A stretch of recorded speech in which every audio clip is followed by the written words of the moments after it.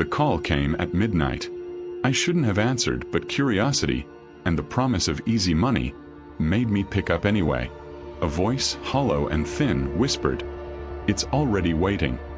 The street outside was empty, fog curling low along the cracked pavement. My car headlights caught the outline of a house I'd never seen before. Gray, hulking, silent. Windows black as pits. A help wanted sign swung in the wind, though no one had hung it.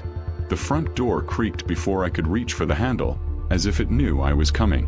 Inside, the air smelled of dust and something sour, something wrong. The floors groaned under my weight, the walls whispering in a language I almost recognized but didn't. A flickering light bulb cast shadows that didn't match the shapes of the furniture. I laughed nervously, convincing myself it was just the wind, the house settling. But then I heard it. A soft, deliberate thump from upstairs. Thump, thump, thump. My heart raced. There should have been no one else here. And then a voice, almost my own, whispered from the darkness, "You weren't supposed to be here." The last thing I saw before I stumbled backward was a figure at the top of the stairs, perfectly still, half hidden in shadow. Its head tilted at an impossible angle, watching me. I wanted to run. I couldn't move. I blinked, and the figure at the top of the stairs was gone. The house felt impossibly quiet, as if it had been holding its breath the entire time. My pulse hammered in my ears, masking the faint creak of floorboards somewhere behind me. I told myself it was just my imagination. That's what I always told myself. The job seemed simple enough. Check on a property, make sure everything was in order, and report back. Easy money, a few hours' work, no questions asked. The ad had been vague but clear enough. We need someone reliable. Night shifts. Good pay. That was it. Nothing else. I stepped cautiously down the hallway. Wallpaper peeled in long, curling strips, revealing blotches of damp plaster beneath. Dust hung in the air like smoke. My flashlight cut a narrow cone through the darkness, landing on furniture draped in white sheets, ghostly forms frozen in mid-motion. A cold draft whispered past my neck, carrying a faint metallic tang. A soft noise, paper shifting maybe, made me freeze. "Hello," I called, voice cracking more than I intended. No reply. Just a low hum, almost like the house itself was vibrating. I moved toward the kitchen.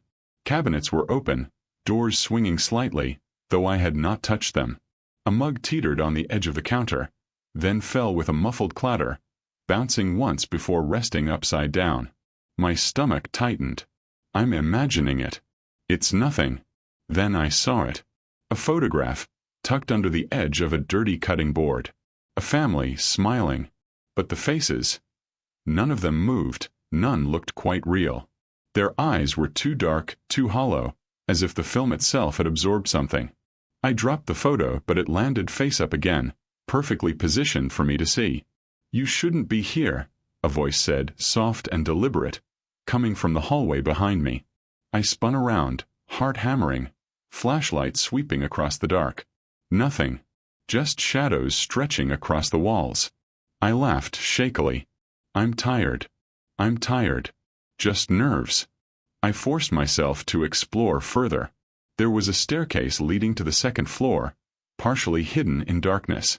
Dusty carpet, faint stains, footprints that didn't match my own. Each step groaned, complaining under my weight. Halfway up, a door creaked open slowly on its own. I froze. My mind raced. There should have been no wind. There should have been no one. I could feel the temperature drop, the air growing thicker, heavier.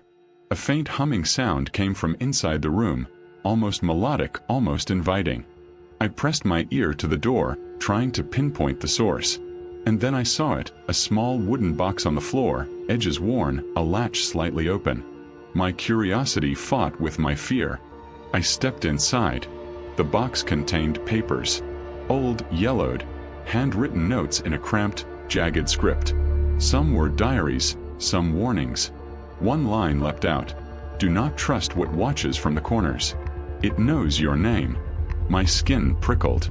My hands trembled as I read the words again and again. A sudden noise, sharp, metallic, made me spin around. The room was empty. Only the shadows moved. Only the box sat there, innocuous, waiting. I reached for my phone to call someone, anyone, but there was no signal.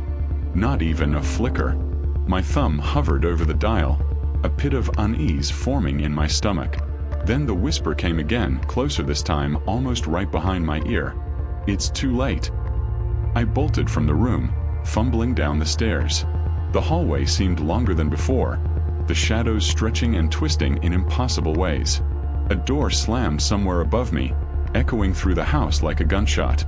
I tried to leave, tried to convince myself it was just nerves, just imagination, just the adrenaline making the shadows dance. But as I reached the front door, I froze. The doorknob was moving, slowly, deliberately, turning though no hand touched it. I stepped back, tripping over the edge of the rug, heart hammering in my chest.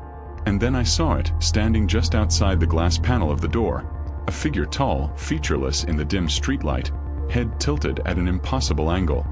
I couldn't scream. My voice was gone. "Welcome," it whispered, and the glass fogged as if breathing out my own fear.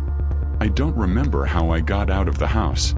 I only remember running, my flashlight bouncing wildly, my keys dropped somewhere in the mud, the figure always behind me, watching. By the time I reached my car, the street was empty. The house, the figure, the whispers, they were gone. Or maybe I had imagined them.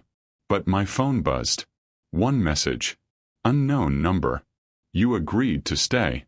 Now we begin." I thought leaving the house behind would be enough.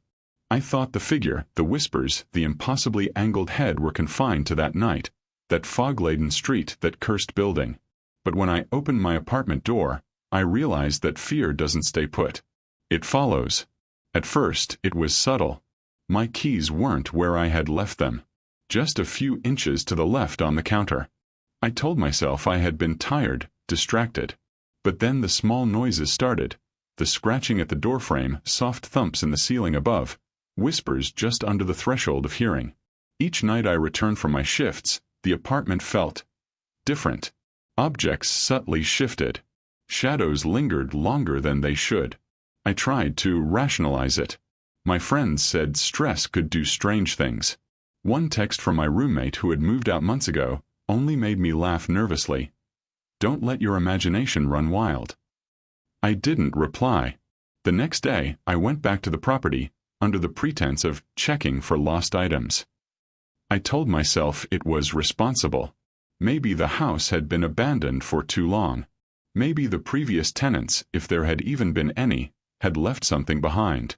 The front door swung open before I reached for the handle. Just as before. The air was colder than the morning suggested it should be. Damp. Metallic. I could smell it before I saw it. The house waited. Patient. Watching. Inside, the shadows moved again. At first, I thought it was my flashlight catching something wrong with the wallpaper. Then I noticed it. Traces of footprints in the dust, small and irregular, like the steps of someone. Something creeping along the edges of the rooms. They didn't lead anywhere, and they didn't lead out. They just existed. I found the box again, exactly where it had been left. The diary pages inside were strewn across the floor. More notes written in the same jagged script. Warnings and stories that I couldn't quite piece together. One line chilled me to my core. "Once you notice, it notices you. Once you see, you belong." I slammed the box shut, my palms sweaty. I told myself to leave. To run. And yet, a single thought held me back. I needed the money. That night, the whispers returned. Closer, sharper. At first, they were faint. Soft syllables that almost formed words. But by midnight, they were distinct. "He sees you. It's hungry. Why did you come back?" I couldn't sleep. Every shadow seemed to bend toward me, and the walls creaked as though they were sighing in expectation. Even the street outside my window felt wrong. Too quiet, too empty, like the city itself had paused, waiting. A week passed. I tried to stick to routine, rationalizing each strange occurrence. But with each shift at the house, the incidents escalated. At first, it was whispers and shadows. Then came the voices. I was sorting papers in the main hall when I heard it. A voice behind me, soft, almost apologetic. "You shouldn't be touching that." I whirled. The hallway was empty. My flashlight trembled in my hand.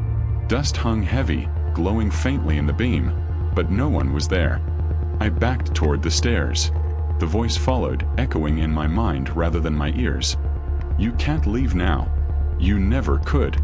The diary had hinted at something like this, a presence that binds itself to whoever crosses its threshold, but I had dismissed it as paranoia. Now I could feel it brushing against the edge of perception, just beyond the corner of my vision. Neighbors began to notice me. Or maybe it was my imagination. Footsteps behind me on the sidewalk. Whispered warnings at the grocery store. The cashier's eyes flickered to something I couldn't see. "Stop going there," one woman said quietly as I passed her. Her lips trembled, but she looked past me, as if addressing someone invisible. I tried to reach out for help. Friends, family, even the police. But each time the sensation of being watched, followed, tethered, made me doubt myself. Was I imagining it? Losing my mind? The diary's words returned to me again. "Once you see, you belong." I felt like a puppet, strung tight, unable to speak or move freely. And then the things started moving on their own. Books fell from shelves, not with gravity's mercy but with purpose. A chair turned halfway toward me in the living room, though I had been alone for hours. A mirror in the hallway, fogged with no moisture in the air, displayed not my reflection, but something wrong.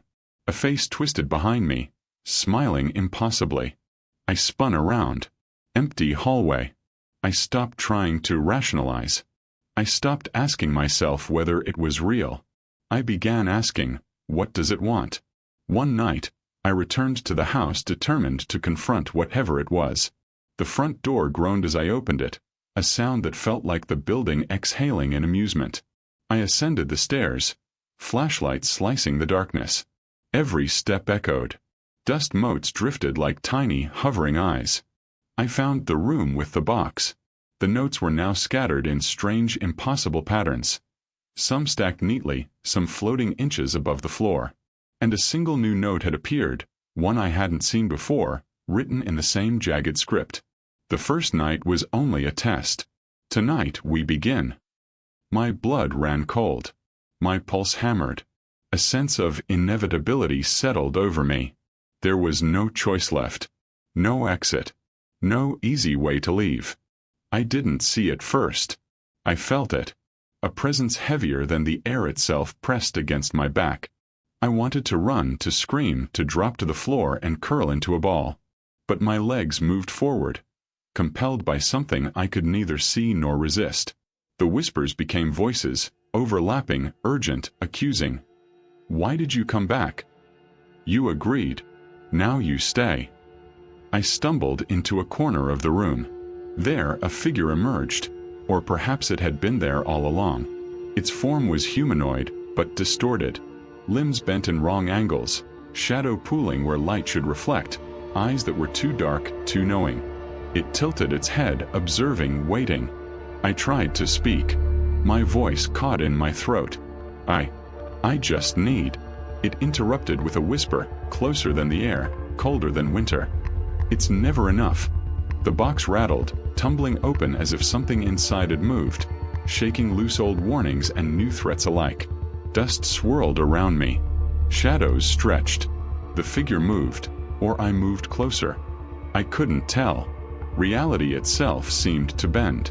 Hours, or minutes, passed. I couldn't keep track. Time no longer made sense. Each breath I drew felt borrowed, each heartbeat an echo of the house's pulse. My mind frayed. And then, finally, the voices paused. The figure remained, still watching. I realized I could no longer distinguish between myself and the shadows. I had entered a world where observation was punishment, where fear was a chain, and leaving was impossible. The diary flashed in my mind. Once it notices, there is no forgetting. Once you see, you belong. I had seen. I belonged. I stumbled back to the stairs, back to the front door, desperate for escape. But the hallway stretched impossibly. Doors twisted and bent, Rooms rearranged themselves. Nothing led out. Every exit looped back into itself. The house was alive, or something else was, and I was trapped inside its geometry, its intent. By the time I slumped against the wall, trembling, I heard a faint, distant sound. Someone, or something, was laughing. A low, wet, knowing laugh that seemed to reverberate inside my skull. And then the whispers returned, forming a single phrase, repeated over and over, until I could no longer tell if it was external or inside my own mind. You agreed. You belong. You belong. You belong. I sank to the floor. My flashlight dimmed, flickered and died. Darkness claimed me entirely. The presence closed in. My thoughts scattered. My sanity cracked. And somewhere, deep in the shadows, something moved toward me. I had taken the easy job for extra money. I realized now, too late, that some offers are never meant to be accepted. Some doors, once opened, cannot be closed. And some entities never let go. I can't remember when I stopped noticing time. Minutes bled into hours, hours into something heavier, something stretching longer than life itself. The house no longer obeyed physics. Doors warped, hallways twisted, the ceiling lowering, rising, folding in on itself. Every wall whispered my name.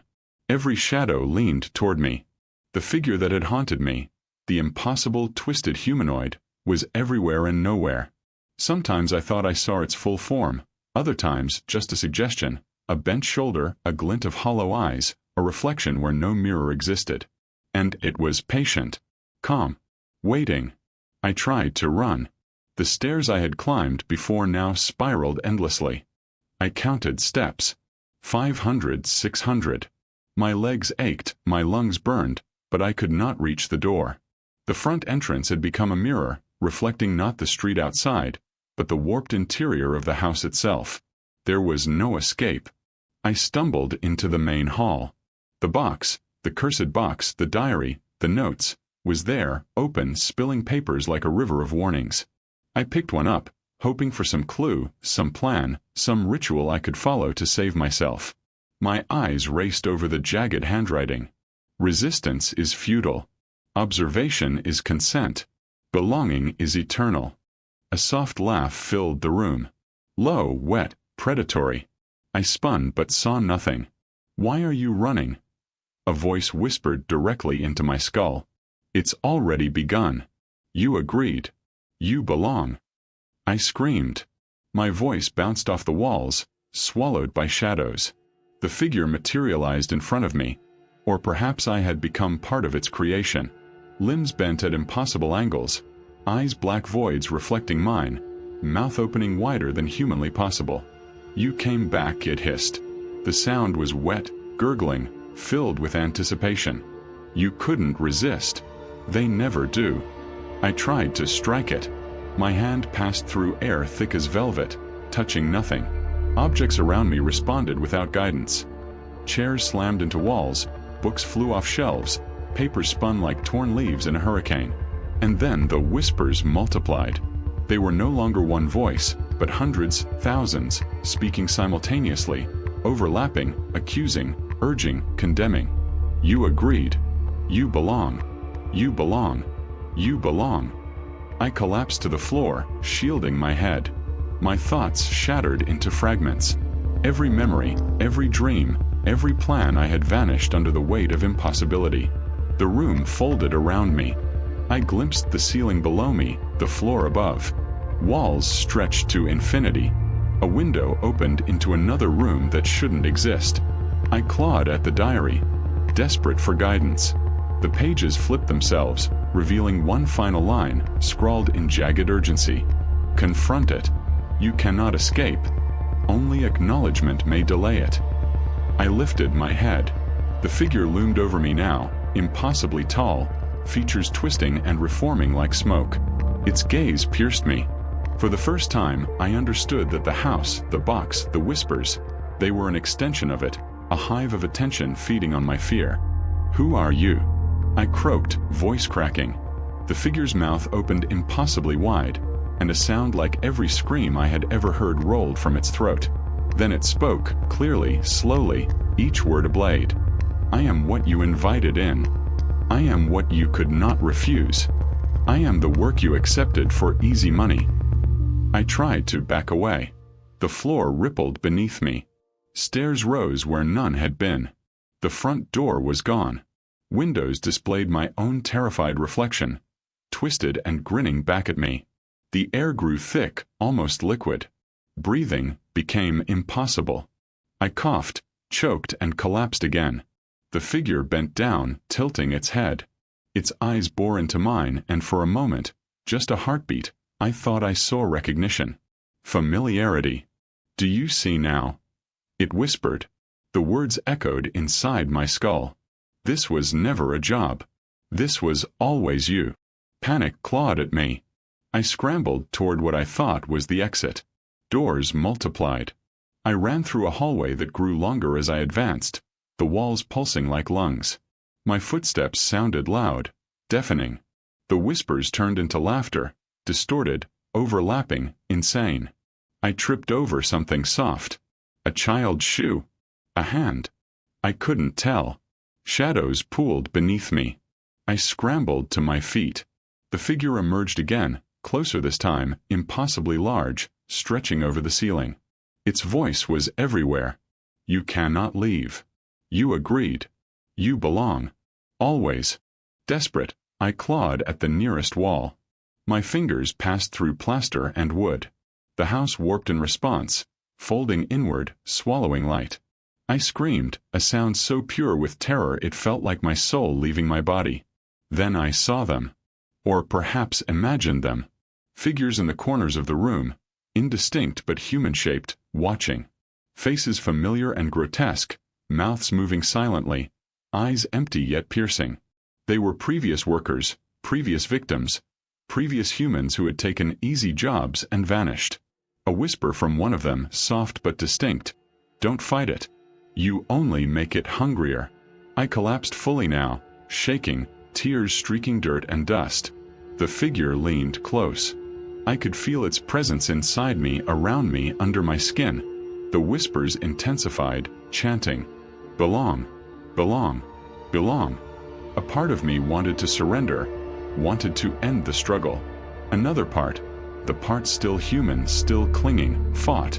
I tried to scream, tried to run, tried to resist.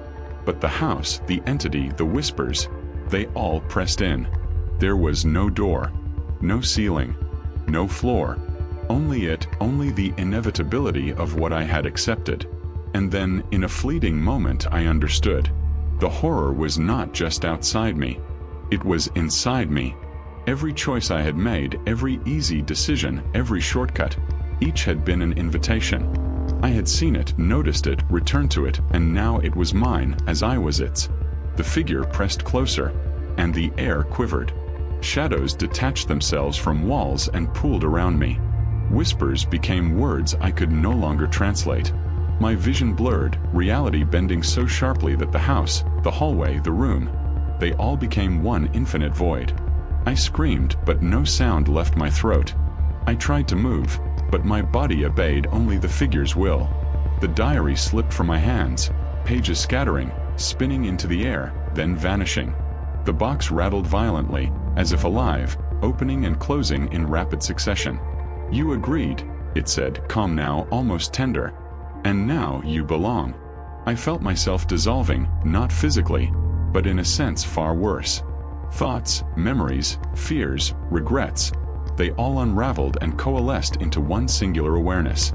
I understood fully and irrevocably that there was no escape. And then, the last thing I perceived before the darkness swallowed me completely. The laughter, the whispers, the figure bending impossibly over me, tilting its head, eyes hollow and infinite, speaking only one word. Welcome. The world ceased. Time ceased. I was neither moving nor standing, breathing nor alive, but fully present in the entity, in the house, in the void. I had taken the easy job for extra money. And now the work was mine, the horror was mine, and I belonged. When I awoke, or thought I awoke, I was somewhere I didn't recognize. The air was still, almost impossibly still. No drafts. No shadows moving unnaturally. No whispers echoing in my skull. Only silence. But silence was worse. I tried to move. My body felt heavier, sluggish, as if gravity itself had doubled. Every breath was laborious. I opened my eyes and realized I wasn't in my apartment.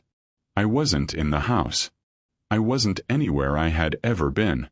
The surroundings were faintly familiar yet wrong. The streets stretched longer than memory allowed. Buildings leaned at unnatural angles. Windows reflected scenes that shouldn't exist. Rooms from the house, the box, the diaries, all layered on top of each other, bleeding into reality. I stumbled forward, but the ground beneath me rippled like liquid. Every step felt like moving through water thick with unseen hands. My phone buzzed. I hadn't touched it. I stared at the screen. Unknown number. A single message. You are home now. I wanted to scream, but no sound came. My mouth opened, but the air resisted, pressed down by invisible weight. I realized, with a sickening certainty, that the figure had not just trapped me in the house. It had expanded its dominion, and I was still tethered to it. Wherever I went, it went. Whatever I tried to escape, it would follow. People passed me in the street, or what resembled streets, but they did not notice me. They moved mechanically, eyes glazed, mouths moving as if reciting lines in a play I could not understand. And yet, some looked at me briefly, just long enough to flash recognition. They had seen the figure too, I realized. Some had belonged, some were still resisting. I tried to reach someone. Knock on a door. Call a friend. But my hands passed through walls, through doors, through the reality that had warped to accommodate the entity's presence. Each attempt failed. I was invisible to the living, tethered to a world only partially real. I wandered. Hours. Days. Weeks. Time no longer had meaning. The whispers had returned, quiet this time, but insistent. Belong. Belong. Belong. I understood now. The house, the box, the entity, it was a cycle. The work never ended. The horror never stopped. Each person who took the job was drawn in, consumed, then integrated into the labyrinth, the whispers, the eyes that watched everything. And now I was part of it. I had been consumed. The streets eventually led me back to the place where the house had been, or should have been. It wasn't there. Only a clearing, empty except for the faint imprint of foundations. The mist lingered, curling low to the ground. And in the clearing I felt it. Watching. Waiting. Patient. Calm. A small wooden box sat at the center, exactly as I remembered. The lid rattled softly, as if breathing. I recognized it instantly. The notes inside. The warnings. The diaries. The endless cycles of terror. And I knew, without needing to see it, that it was calling me back, drawing me into the next stage, the next victim, the next phase. I had no choice. I understood fully that the box and the figure and the house were eternal. They fed on attention, on fear, on consent. Once noticed, the entity claimed ownership, as surely as gravity claimed the earth. And I had noticed. A whisper rose, faint at first, then louder, carrying across the empty clearing. Do you see now? This is forever. You agreed. You belong. I sank to my knees. My hands reached for the box, trembling, knowing it was useless. I didn't resist. I couldn't resist. I had taken the easy job for extra money, and it had claimed me, utterly and completely. I felt the presence enter me. Not a physical sensation, but a mental and spiritual one. Every fear I had, every regret, every hope, all merged into the entity's awareness. I was aware, yet I was gone. I was present, yet erased. I was tethered, yet untouchable. The whispers became thousands, then millions, layered together, repeating in endless cycles. Belong. Belong. Belong. I realized I could no longer distinguish myself from the entity, from the house, from the labyrinth of shadows, whispers, and impossible geometry. I had become part of it. My thoughts were mine and not mine. My memories were mine and not mine. And yet, somewhere deep inside, a fragment of my old self remained. A small, trembling awareness that this was not the life I had chosen, not the life I had imagined. I had sought easy money, convenience, something to solve a temporary problem, and instead, I had sold myself. The streets, or the twisted reflection of streets, shifted again. Figures moved, watching. Some whispered my name. Some disappeared entirely. I understood then that I was not alone. Every person who had taken the easy job, every worker who had vanished, every curious observer, they were all here, tethered to the labyrinth. Observers, participants, prisoners. I tried to speak.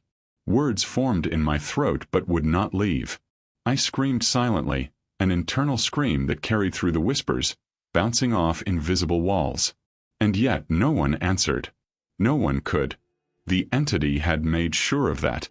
I felt the box pull me forward, tiny but inexorable, as though the clearing itself was alive, bending to its will. I tried to resist, to step away, to deny it, but I was already claimed. The whispers filled my mind. You belong. You agreed. You belong. You belong. You belong. The world around me rippled. Shadows elongated. The mist thickened, curling around my knees, pulling me toward the box. I reached out, not because I wanted to, but because I had no choice. My hands closed over the wooden lid. And then it opened. Inside, there were more notes. Diaries. Photographs. Shadows pooled in the corners. I realized with icy certainty. The work continues. The horror never stops. Those who take the job for easy money are consumed, folded into the labyrinth, their awareness layered into the entity's endless cycle. And now, I was one of them. I fell forward. My vision dimmed. The whispers continued, carrying my name, carrying warnings, carrying instructions I could no longer decipher. And then silence. Absolute silence. For a moment it felt like peace. And then a single thought pierced the void, like a shard of ice through bone. Someone will take the job next. Someone will see the house. Someone will hear the whispers. And the cycle begins again. I had taken the easy job. I had thought it would be simple, quick, rewarding. I had been wrong. The entity, patient as ever, waited. And I, along with all the others, was part of it now. Watching, waiting, ensuring the next victim would not refuse. Ensuring the horror would continue, eternal, unstoppable, inevitable. I understood now that the horror was not confined to a single house, a single job, a single night. It was in the very act of noticing, the very act of agreeing. And I had agreed. And so I remained. Not alive. Not dead. Not fully gone. Tethered to the whispers, the shadows, the entity. Part of the labyrinth forever. The clearing around me dissolved, folding into endless darkness. Somewhere, far away, someone answered a help-wanted ad. Someone thought the job would be easy. Someone would regret everything. And the cycle began again.